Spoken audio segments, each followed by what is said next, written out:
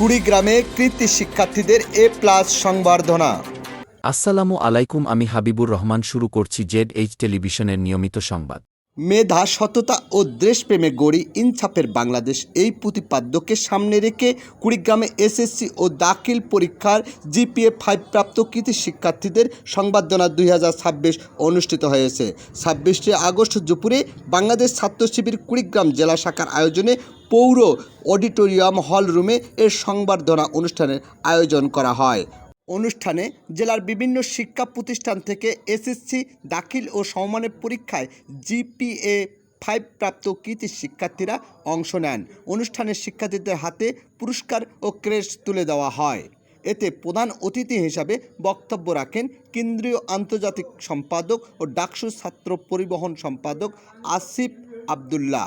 বিশেষ অতিথি হিসাবে বক্তব্য রাখেন কেন্দ্রীয় ছাত্র কল্যাণ সম্পাদক রেজাউল করিম শাকিল। এছাড়াও বক্তব্য রাখেন জামায়াতে ইসলামের জেলা আমির অধ্যাপক আজিজুর রহমান স্বপন, ডাক্তার মোহাম্মদ আমিনুর রহমান, ছাত্র শিবিরের জেলা সভাপতি মোশাররফ হোসেন।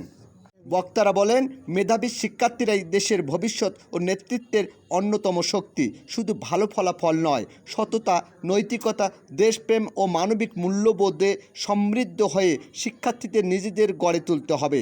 মেধা ও নৈতিকতার সমন্বয়ের মাধ্যমে একটি ইনসাফ ভিত্তিক ও সমৃদ্ধ বাংলাদেশ গড়ে তোলার তরুণ প্রজন্মকে ভূমিকা রাখার আহ্বান জানানো হয়।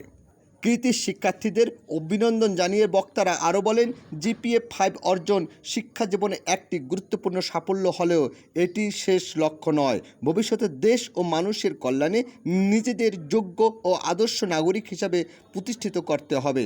এ সময় বাংলাদেশের ছাত্র শিবিরের কুড়িগ্রাম জেলা শাখার অন্যান্য নেতৃবৃন্দ, বিভিন্ন শিক্ষা প্রতিষ্ঠানের শিক্ষক ও অভিভাবক ও সংবর্ধিত শিক্ষার্থীরা উপস্থিত ছিলেন।